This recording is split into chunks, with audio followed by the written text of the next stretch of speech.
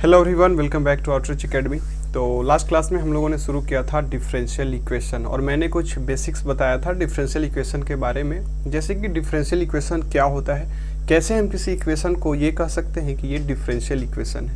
फिर उसके बाद हम लोगों ने सीखा था कि ऑर्डिनरी डिफरेंशियल इक्वेशन क्या होता है और फिर पार्शियल डिफरेंशियल इक्वेशन क्या होता है। उसके बाद हम लोगों ने सीखा था कि किसी भी डिफरेंशियल इक्वेशन का हम ऑर्डर कैसे निकाल सकते हैं और फिर उसका डिग्री कैसे निकाल सकते हैं। उसके बाद फिर हमारा जो लास्ट कॉन्सेप्ट था वो था linear versus non linear differential equation, यानी हम कैसे ये बता सकते हैं कि कोई डिफरेंशियल इक्वेशन लीनियर है या नॉन लीनियर है। तो उसमें हम लोगों ने 4 पॉइंट्स देखा था, उसको मैं थोड़ा पर रिवाइज करा देता हूँ। सबसे पहला पॉइंट हमने ये देखा था जो था डिफरेंशियल कोफिशिएंट से रिलेटेड। तो यहाँ पे 2 पॉइंट था, एक कि जो डिग्री होना चाहिए वो 1 होना चाहिए, दूसरा जो डिफरेंशियल कोफिशिएंट का जो एक्सपोनेंट है, जो पावर है, वो भी क्या होना चाहिए, 1 होना चाहिए, वो 1 से ज़्यादा नहीं होना चाहिए। फिर इसके बाद हमने देखा था कि कोई भी प्रोडक्ट टर्म नहीं होना चाहिए डिपेंडेंट वेरिएबल यानी कि y का और डिफरेंशियल कोफिशिएंट यानी कि dy बाई डी एक्स यानी d2y/dx² या लाइक इस तरीके के किसी डिफरेंशियल कोफिशिएंट का। फिर उसके बाद हमने एक देखा था कि जो y होना चाहिए वो लीनियर फॉर्म में होना चाहिए, मतलब y टू द पावर 1 सिर्फ होना चाहिए अगर y है तो। अदरवाइज अगर y नहीं भी हो तो भी काम चलेगा, और अगर y है तो उसका पावर 1 होना चाहिए, या फिर y किसी फंक्शन का इनपुट नहीं होना चाहिए, जैसे साइन y नहीं होना चाहिए, e to the power y नहीं, साइन इनवर्स y नहीं, log y नहीं, या कोई भी y होना चाहिए वो बिल्कुल आज़ाद होना चाहिए और y के पावर 1 होना चाहिए, तभी जाके वो क्या होगा, लीनियर होगा। अब हम यहाँ पे कुछ क्वेश्चन करते हैं, बढ़िया बढ़िया क्वेश्चन। इसमें क्या होगा, जो भी हमने कॉन्सेप्ट सीखा है उसका रिवीजन होगा और थोड़ा सा एडिशन होगा कुछ और कॉन्सेप्ट्स का, ठीक है। तो चलिए हम शुरू करते हैं। सबसे पहला क्वेश्चन स्क्रीन पे आपको दिख रहा होगा, हमारे पास है कि d2y/dx² प्लस 4x = 0। हमें क्या बताना है, हमें बताना है कि इसका ऑर्डर क्या होगा, डिग्री क्या होगा और ये लीनियर है या नॉन लीनियर है। तो चलिए शुरू करते हैं। सबसे पहले इसको देखिए आप, तो आपको दिख रहा होगा कि इसका जो ऑर्डर है वो क्या है, 2 है, ऑर्डर 2 है, और साथ ही साथ ये आप इसका डिग्री भी आपको दिख रहा होगा कि डिग्री इसका कितना है, 1 है। अब हम आते हैं कि लीनियर है या नॉन लीनियर है। तो सबसे पहले चलिए 1 बाय 1 कंडीशन को मैच कराते हैं कि डिफरेंशियल कोफिशिएंट का डिग्री 1 है, दिख गया। दूसरा, किसी भी डिफरेंशियल कोफिशिएंट का एक्सपोनेंट 1 से ज़्यादा है क्या, नहीं है, सबका 1 है। उसके बाद कहीं पे भी y का और d2y/dx² का प्रोडक्ट है क्या, नहीं है। अब फिर y लीनियर फॉर्म में है कि नहीं, तो y लीनियर फॉर्म में है कि नहीं इसको जानने के लिए हम क्या करते हैं कि y या तो उसके पावर 1 होना चाहिए या फिर y होना ही नहीं चाहिए। अगर y होगा तो y के पावर 1 होना चाहिए, इसके अलावे कुछ नहीं हो सकता है, जैसे कि sign y, cos y, y², y3, ये सब कुछ नहीं होना चाहिए। तो यहाँ भी आपको दिख रहा है कि y है ही नहीं, तो फिर झंझट ही नहीं है, तो इसीलिए हमारा क्या हो गया, लीनियर हो गया। आई होप आपको ये समझ में आया। तो फर्स्ट क्वेश्चन हमारा कंप्लीट हो गया। अब हम आते हैं अपने नेक्स्ट क्वेश्चन पे।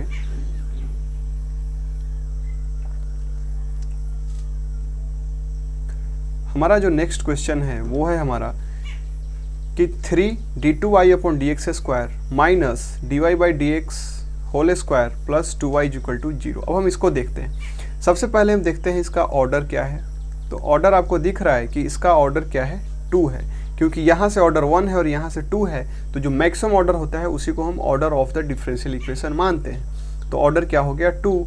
अब हम यहाँ पे बात करते हैं डिग्री का। तो डिग्री क्या होगा, आपको दिख रहा होगा कि जहाँ से हम ऑर्डर निकालते हैं जिस डिफरेंशियल कोफिशिएंट से, उसका एक्सपोनेंट देखते हैं। तो इसका एक्सपोनेंट क्या है, 1, तो इसीलिए डिग्री क्या होगा, 1। अब हम देखते हैं कि लीनियर है या नहीं। तो लीनियर है या नहीं इसके लिए क्या करते हैं, सबसे पहला कंडीशन डिफरेंशियल कोफिशिएंट शुरू करेंगे। यहाँ से 2 चीज़ आता है, एक तो डिग्री 1 होना चाहिए और साथ ही साथ डिफरेंशियल कोफिशिएंट का एक्सपोनेंट क्या होना चाहिए, वो भी 1 होना चाहिए। और यहाँ पे आपको दिख रहा होगा कि डिफरेंशियल कोफिशिएंट का जो डिग्री है, जो पावर है, एक्सपोनेंट है, वो क्या है, 2 है, तो इसीलिए क्या होगा, ये लीनियर नहीं होगा, ठीक है। ये कंडीशन यहाँ पे फेल हो जाता है। बाकी कंडीशन भी इसमें चेक कर लेते हैं, जैसे कि क्या कोई यहाँ पे प्रोडक्ट टर्म है डिपेंडेंट वेरिएबल का और डिफरेंशियल कोफिशिएंट का, तो ऐसा कुछ नहीं है। उसके बाद जो हमारा डिपेंडेंट वेरिएबल है यानी y, वो क्या है, लीनियर फॉर्म में है। y ना ही किसी का किसी फंक्शन के भीतर है और ना ही इस पे कोई पावर है, ठीक है। लेकिन जो डिफरेंशियल कोफिशिएंट है उसका पावर 1 से ज़्यादा है, तो इसीलिए क्या होगा, लीनियर नहीं होगा, ये नॉन लीनियर होगा। तो आई होप ये भी आपको समझ में आया होगा और आप ये यहाँ से भी कुछ सीखा होगा। अब हम आते हैं अपने नेक्स्ट क्वेश्चन पे, और जो हमारा क्वेश्चन है क्वेश्चन नंबर 3। अब इसको हम देखते हैं, यहाँ पे हमारा y होगा। अब इसको देखते हैं। अब यहाँ पे अगर आप इसको ऐसे बनाएंगे तो आप क्या देखेंगे कि इसका ऑर्डर आपको दिख रहा होगा 2। जैसे ही आपने ऑर्डर 2 देख लिया तो अब आप इसका डिग्री क्या बोलेंगे कि इसका एक्सपोनेंट 1 है तो 1। लेकिन आप यहाँ पे रॉन्ग हो जाएंगे। रॉन्ग क्यों हो जाएंगे? क्योंकि एक चीज़ हमें यहाँ पे ध्यान रखना है, वो ये कि जैसे लीनियरिटी नॉन लीनियरिटी चेक करने के लिए y क्या होना चाहिए, किसी फंक्शन का पार्ट नहीं होना चाहिए, मतलब वो किसी फंक्शन का इनपुट नहीं होना चाहिए।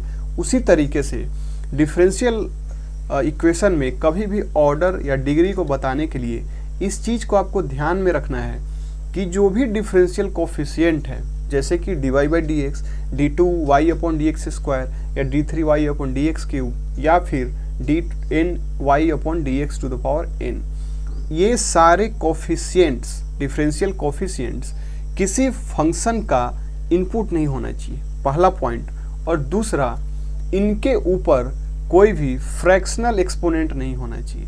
फ्रैक्शनल एक्सपोनेंट होने का मतलब इनके ऊपर to the power 1.5, to the power 3/4, to the power 5/2 ऐसा नहीं होना चाहिए। इनका जो पावर होगा वो हमेशा इंटीग्रल पावर होगा, तभी हम ऑर्डर और डिग्री सही निकाल पाएंगे, अदरवाइज आप रॉन्ग आंसर पे पहुंच जाएंगे, जैसे कि हमने यहाँ पे निकाला। अब हम देखते हैं कि इसका करेक्ट सॉल्यूशन क्या होगा। तो मैंने आपको क्या बताया कि कहीं भी अगर डिफरेंशियल कोफिशिएंट इन्वॉल्व हो तो उसके ऊपर जो पावर होगा वो फ्रैक्शनल नहीं हो सकता है। तो इस फ्रैक्शनल पावर को हमें रिमूव करना है। तो इसके लिए हम क्या कर सकते हैं, दोनों तरफ स्क्वायर कर सकते हैं। तो आपको दिख रहा होगा कि अगर दोनों तरफ हम स्क्वायर कर देंगे तो हमें क्या मिलेगा, cube is equal to d2y upon dx square.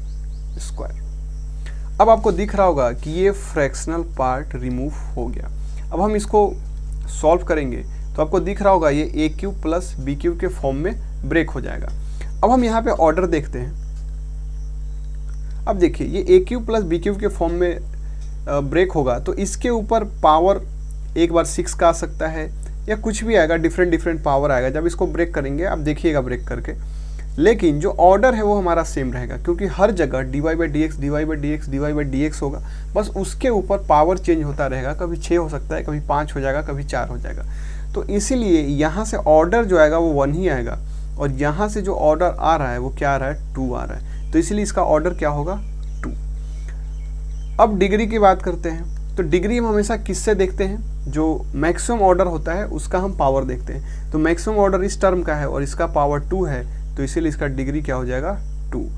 अब बताइए लास्ट जब ऐसे हमने इसको डायरेक्टली किया था तो हमारा डिग्री 1 आ रहा था, लेकिन एक्चुअल डिग्री इस क्वेश्चन का क्या होगा, 2 होगा। तो इसीलिए अगर आप सीधे इसको बनाएंगे तो गलत हो जाएगा। ऐसे क्वेश्चन को आप कन्वर्ट कीजिए पहले इंटीग्रल पावर के फॉर्म में। अब एक डाउट यहाँ पे और आ सकता है आपके मन में कि हमने इसको स्क्वायर कर दिया था, अगर हम इस पे क्या करते कि पावर 4 कर देते तो क्या ये इंटीग्रल पावर में कन्वर्ट नहीं होता, हमारा क्या हो जाता, ऐसा हो जाता। और पावर 4 करते तो ये 6 हो जाता और is equal to d2y upon dx square, और इसके पावर 4 हो जाता। फिर आप बोलते कि ये भी क्या हो गया, यहाँ पे पावर इंटीग्रल पावर आ गया, तो अब तो कोई दिक्कत नहीं है। तो हम यहाँ से फिर से बताते तो ऑर्डर हमारा क्या निकल के आता, 2, और जो डिग्री हमारा निकल के आता वो यहाँ से 4 आ जाता। फिर आप बोलते कि अब 4 डिग्री होगा या 2 डिग्री होगा, या फिर हम यहाँ पे पावर 6 करते तो यहाँ 9 हो जाता और यहाँ 6 होता, फिर डिग्री हमारा 6 हो जाता। तो ये एक प्रॉब्लम आपके अंदर आ सकता है। तो इस केस में हम क्या करेंगे, इस केस में हमें ये ध्यान रखना है कि जो लीस्ट पॉसिबल इंटीजर होगा हमें वही लाना है। तो सबसे लीस्ट पॉसिबल इंटीजर क्या था, 2 था। 2 से हम कम कुछ नहीं बना सकते। अब आप यहाँ पे स्क्वायर करना शुरू कीजिए। सबसे छोटा स्क्वायर हम क्या कर सकते थे, पावर 2 ही तो कर सकते थे। तो पावर 2 करने के बाद हमें इंटीजर मिल गया। अगर मान लीजिए फिर भी अगर हमें इंटीजर नहीं मिलता तो हम एक और पावर आगे बढ़ते, फिर आगे बढ़ते, फिर आगे बढ़ते। तो यहाँ पे हमें ये ध्यान रखना है कि जो सबसे लिस्ट, जो सबसे न्यूनतम, जो सबसे कम पावर पॉसिबल है उस पावर को हमें यहाँ पे रखना है। अगर मान लीजिए इसी सवाल में यहाँ पे 3/4 होता, अगर यहाँ पे 3/4 होता तो क्या स्क्वायर करने से काम बन जाता? नहीं बनता, क्योंकि यहाँ पे क्या हमें मिल जाता, 3/4 3/2 में कन्वर्ट हो जाता और इस तरफ स्क्वायर हो जाता। तो अभी भी ये क्या है, यहाँ पे फ्रैक्शनल पार्ट है, ये इंटीजर नहीं है, तो इसीलिए यहाँ 2 से काम नहीं चलता। और यहाँ पे हमें क्या करना होता है, मिनिमम जो इंटीजर होता वो 4 होता, तो हम इधर 4 से करते तो इधर क्यूब हो जाता और इधर पावर 4 हो जाता, फिर इसका डिग्री क्या हो जाता, 4 हो जाता। तो आई होप अब आपको समझ में आ गया होगा, और ऐसा कोई भी फ्रैक्शनल पावर अगर इन्वॉल्व होगा तो आप उसको ईजिली कर लेंगे।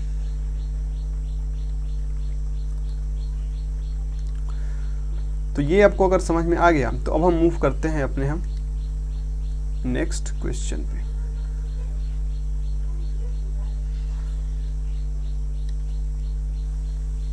अब अपने नेक्स्ट क्वेश्चन पे आते हैं, क्वेश्चन नंबर 4 पे। क्वेश्चन नंबर 4 क्या बोल रहा है कि हमारे पास है y = x into divide by D x plus a√1 plus divide by D X square. अब यहाँ भी आपको देखिए, अगर आप सीधे इसको बताने चले तो फिर पंगा हो जाएगा, क्योंकि यहाँ भी क्या है, dy बाई डी एक्स के ऊपर एक रूट आ रहा है और ये हम अलाउ नहीं कर सकते। तो हम क्या करेंगे, दोनों तरफ स्क्वायर करेंगे। अब स्क्वायर करने में भी हमें थोड़ा ध्यान रखना पड़ेगा। अगर मान लीजिए हम सीधा स्क्वायर कर देते हैं दोनों साइड, तो हमें क्या मिल जाएगा, y² = x² dy by D X square plus a² into 1 plus dy by D X square plus, हम क्या कर रहे हैं, a प्लस बी का होल स्क्वायर कर रहे हैं, तो a² plus b² plus 2ab, यानी a है हमारा dy बाई डी एक्स और b है हमारा a√1 plus dy by D X square. अब देखिए स्क्वायर करने के बाद भी कोई फ़ायदा हुआ नहीं, क्योंकि रूट का टर्म वापस से क्या आ गया, dy बाई डी एक्स के ऊपर एक रूट है और इसको हम अलाउ नहीं कर सकते। तो इसीलिए इसको थोड़ा हम मैनिपुलेट करेंगे, स्क्वायर हम डायरेक्ट नहीं करेंगे। हमेशा थोड़ा ये ध्यान रखिएगा, मेन जो हमारा पर्पस क्या है कि जो dy बाई डी एक्स है वो किसी रूट के अंदर हो या किसी फंक्शन के भीतर हो, वहाँ से इसको हमको निकालना है। मेन हमारा मकसद ये होगा। तो अब हम इसको कैसे कर सकते हैं, तो हम क्या करेंगे, अगर इसको इस साइड ले जाए dy बाई डी एक्स, तो इधर क्या बच जाएगा, a√1 plus dy by D X whole square. अब आप दोनों तरफ अगर स्क्वायर करेंगे तो ये मिल जाएगा y² x² dy by whole square minus 2xy dy by D X, और इधर हमारा हो जाएगा a² into 1 plus dy by D X square. अब देखिए कि रूट का टर्म हमारा इजीली क्या हो गया, खत्म हो गया। अब यहाँ पे देखिए कि ऑर्डर क्या होगा, अब हम यहाँ से इजीली बता सकते हैं ऑर्डर क्या होगा। तो अब देखिए कि यहाँ भी dy by D x order 1, यहाँ भी ऑर्डर 1, वहाँ भी ऑर्डर 1, तो सब जगह ऑर्डर क्या हो रहा है, 1।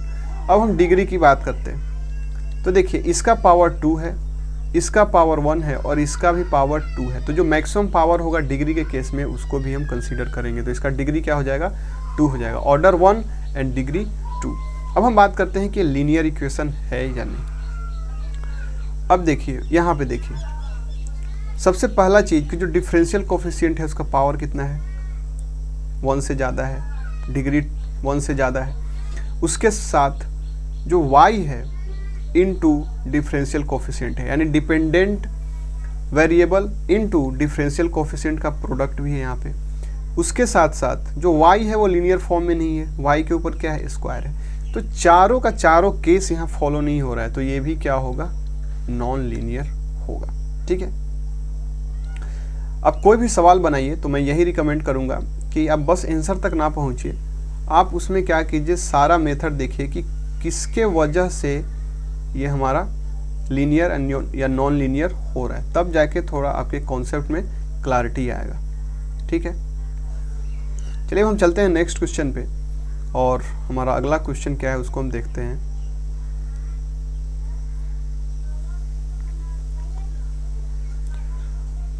हमारा अगला क्वेश्चन है क्वेश्चन नंबर 5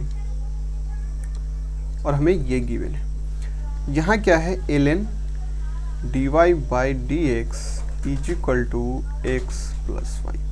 अब यहाँ पे देखिए, क्या हम सीधा इसको बोल पाएंगे? नहीं बोल पाएंगे। यहाँ पे भी क्या पंगा है, यहाँ पे ये पंगा है कि dy/dx क्या है, किसी फंक्शन का इनपुट है। और मैंने आपको क्या बताया था कि dy/dx के ऊपर ना ही कोई फ्रैक्शनल पावर हो और ना ही dy/dx किसी दूसरे फंक्शन का इनपुट हो सकता है। यानी साइन के भीतर dy/dx, कॉस के भीतर dy/dx, e to the power something यानी e का इनपुट dy/dx, या फिर कुछ भी ऐसा किसी भी फंक्शन का ये इनपुट नहीं हो सकता है। तो इसको हम क्या करते हैं, इसको हम वहाँ से बाहर निकालते हैं। तो बाहर निकालने के लिए क्या करना होगा, लॉग को अगर उधर भेज दे तो ये बाहर आ जाएगा, ये बिल्कुल बाहर आ जाएगा। ये क्या मिल जाएगा, dy/dx e to the power x plus Y, यानी e to the power x into e to the power Y हम ऐसे लिख सकते हैं। अब हम देखते हैं कि इसका ऑर्डर क्या होगा, ऑर्डर इसका 1 होगा और डिग्री भी क्या होगा, इसका डिग्री भी 1 होगा। यहाँ तक कोई दिक्कत नहीं हुआ होगा आपको।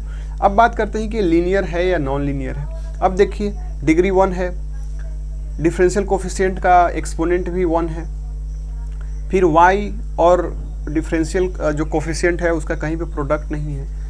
लेकिन जो y है क्या वो लीनियर फॉर्म में है? नहीं है। लीनियर फॉर्म में होने के लिए मैंने आपको क्या बताया था कि y बिल्कुल अकेला हो, यानी y टू द पावर 1 हो या फिर y हो ही ना। यहाँ पे y है और वो इनपुट है किसी दूसरे फंक्शन का। वो फंक्शन क्या है, एक्सपोनेंशियल फंक्शन। ये एक्सपोनेंशियल फंक्शन का खुद इनपुट है।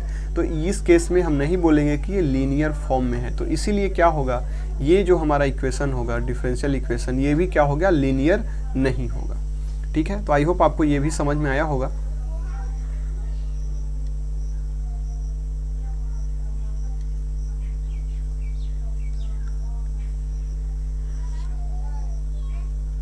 अब हम आते हैं अपने नेक्स्ट क्वेश्चन पे, और हमारा नेक्स्ट क्वेश्चन है जो आखिरी क्वेश्चन होगा आज का, क्वेश्चन नंबर 6। यहाँ पे क्या है, sine d2y/dx² is equal to x² plus e to the power y। तो यहाँ भी आपको दिख रहा होगा कि जो d2y/dx² है वो क्या है, साइन के भीतर है, यानी किसी दूसरे फंक्शन का इनपुट है। और हम ऐसा नहीं चाहते हैं डिफरेंशियल इक्वेशन के केस में, तो इसको भी हम यहाँ से बाहर निकालेंगे। तो उसके लिए क्या करना पड़ेगा, आप साइन इनवर्स ले लीजिए दोनों तरफ। तो क्या हो जाएगा, ये हो जाएगा sine inverse x² plus e to the power y। अब आपको दिख रहा होगा कि d2y/dx² बिल्कुल इंडिपेंडेंट है, तो हम इजीली बोल पाएंगे कि इसका ऑर्डर क्या होगा, 2 होगा और इसका डिग्री क्या होगा, 1 होगा। अब बात करते हैं लीनियर होगा या नहीं। तो लीनियर होने के लिए हम क्या देखते हैं, y को देखते हैं। y इंडिपेंडेंट होना चाहिए। इंडिपेंडेंट होने का मतलब क्या है कि y लीनियर फॉर्म में होना चाहिए, मतलब y टू द पावर 1 होगा, या फिर y हो ही ना, तब तो झंझट ही नहीं है। लेकिन यहाँ पे आपको दिख रहा है कि y क्या है, e का इनपुट है और फिर ये टोटल फिर से साइन इनवर्स का इनपुट है। मतलब ये बहुत कॉम्प्लेक्स फॉर्म में है, लीनियर फॉर्म में नहीं है। तो इसीलिए ये भी क्या होगा, नॉन लीनियर होगा। ठीक है, तो आई होप आपको इतना समझ में आया होगा। इन 6 क्वेश्चन से आपको थोड़ा और क्लैरिटी आया होगा ऑर्डर निकालने में, डिग्री निकालने में, उसके बाद ये बताने में कि कोई डिफरेंशियल इक्वेशन लीनियर है या नॉन लीनियर है। तो मिलते हैं फिर नेक्स्ट क्लास में। मैं आपको रिकमेंड करूँगा कि जो भी कॉन्सेप्ट्स हमने डिस्कस किया है इस पे आप कुछ और क्वेश्चन कर लें अपने तरफ से, क्योंकि क्लास के थ्रू बहुत सारा क्वेश्चन कराना पॉसिबल नहीं है, फिर लेंदी होने लग जाएगा। और मैं ये चाह रहा हूँ कि ये कोर्स जितना शॉर्ट से शॉर्ट हो सके, ताकि आपको रिवीजन करने में ईजी हो और आपको एग्जाम में हेल्प मिल सके। तो इसीलिए कम से कम 2-4 क्वेश्चन और आप कर ले, प्रीवियस ईयर क्वेश्चन कर ले, तो वो ज़्यादा बेटर होगा। और जितना भी कॉन्सेप्ट है आप उसको वहाँ पे अप्लाई करिए, देखिए कि सवाल आपसे बन रहा है या नहीं।